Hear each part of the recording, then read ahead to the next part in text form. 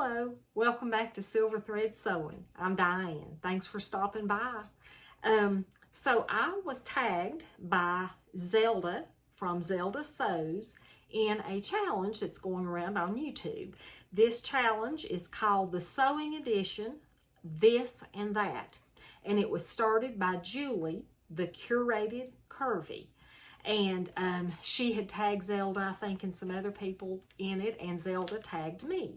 And I appreciated that so much. And I'm going to link to both Julie and Zelda below, because if you're not watching them, you're missing a treat.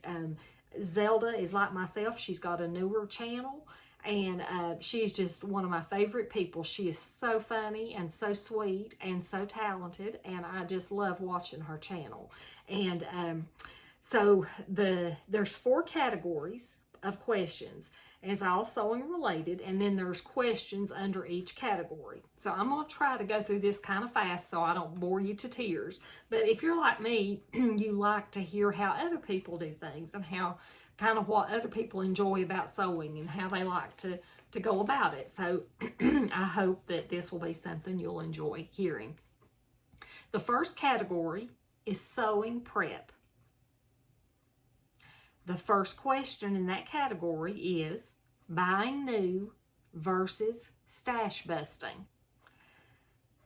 That's a hard one right out of the gate, because if I'm honest, I would rather buy new fabric. I love buying fabric. I love looking at it. I love it going, if I can touch it, I just love fabric.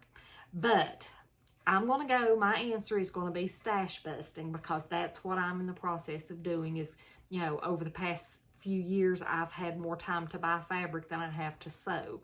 So I've got several pieces of nice fabric, and I'm trying my best to get through that and trying to tell myself there's always going to be more new fabric to buy when I'm able to. So right now, my answer is stash busting. The second question is PDFs versus paper patterns.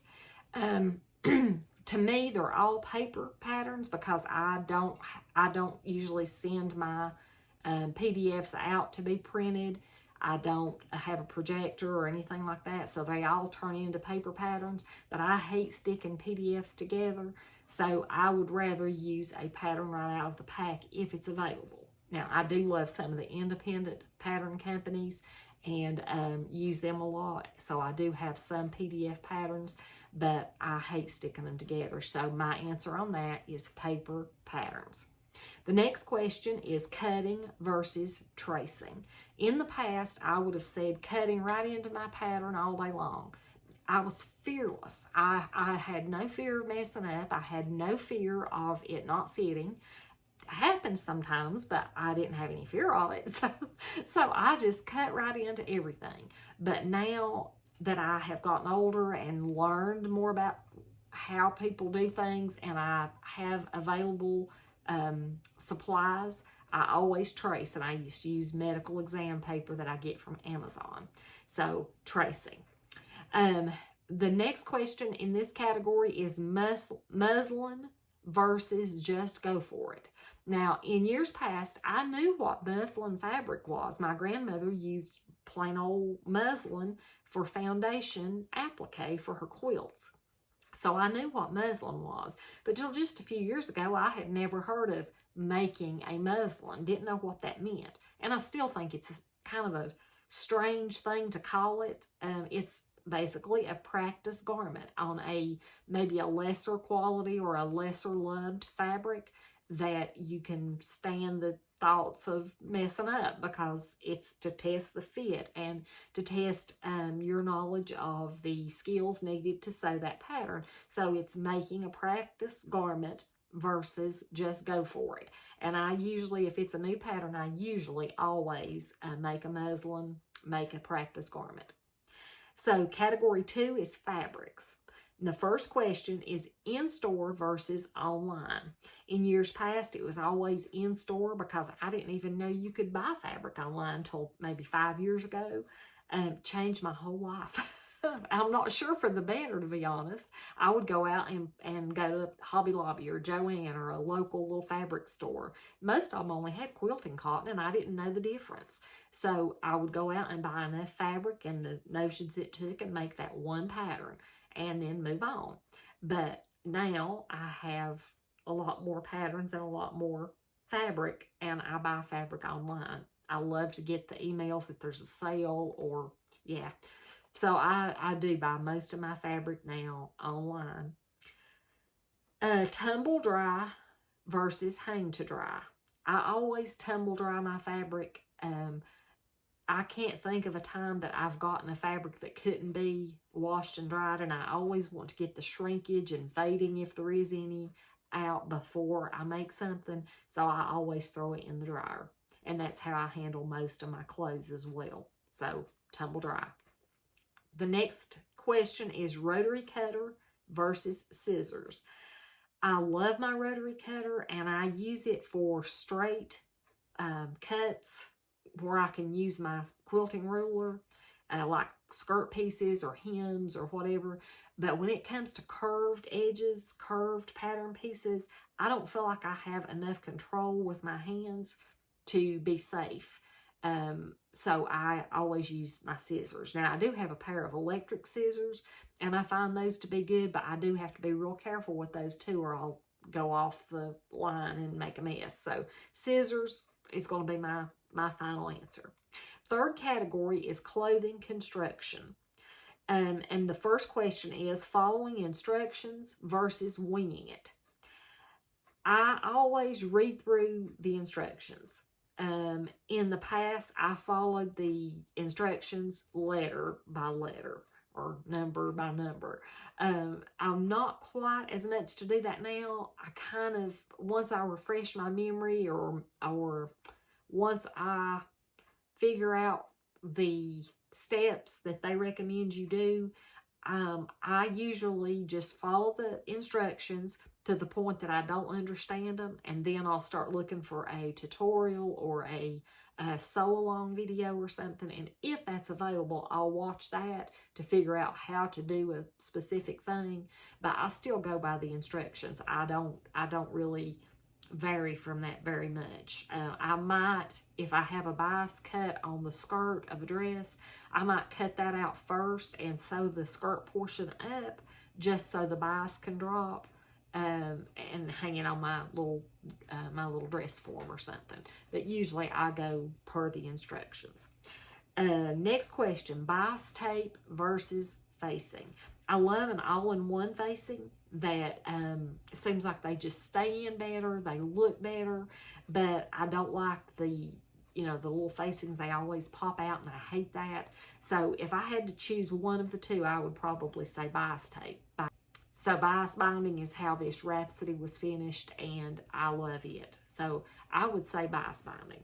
Serged seams versus French seams. Up till a few years ago, I didn't even know what a French seam was, but I do use that quite a bit now, especially if my fabric frays a lot or is lightweight. On knits, I always just serge. I don't mind the look of a serge seam on most fabrics, so unless it's like a sheer or something lightweight, I might French seam, but I really like both on different garments. The next question is button fly versus zip fly. I've never made pants or a skirt with a zip fly or a button fly, so I don't really know. I wear more zip flies than I do button flies, so I don't know which I would prefer to sew because I've never done either one. Hopefully that will be changing sometime in the near future. The next one is hand sewn buttons versus machine sewn buttons. In the past, I didn't know you could sew a button on a machine, so I always hand sewed my buttons. But about 5 years ago, my machine came with a button foot, and I figured out how to drop the feed dogs and use my zigzag stitch and sew a button on with the machine. I haven't looked back since. So machine all the way. Fusible interfacing versus sew-in interfacing. I like fusible. That's what I primarily have used. I don't think I've ever used a sew-in interfacing. And I wouldn't think that I would like the way the fabric could pull away from the interfacing. But now that's just what I'm thinking in my head, but I've never used sew-in, so I'd say fusible. Snip as you go or all at once. I'm a snip as you go. I can't stand the threads hanging. I think it looks messy. It bugs me, so I snip as I go.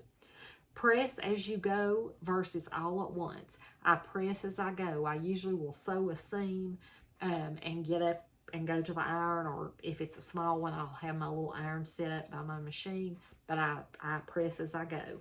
Now the final category is sewing habits. And the question one is late night sewist versus daytime sewist. Now, in the past, I didn't have a lot of daytime time to sew when my kids were young and I worked. So I would sew at night. I would set up till 11, 12, 1 o'clock in the morning just so I could wear whatever I made the next day. My daughter always says that she gets sleepy when she hears my sewing machine because she went to sleep so many nights with me sewing. So I used to be a late night sewer, but since I don't see as well and I have more time in the daytime, I'd rather sew in the daytime now.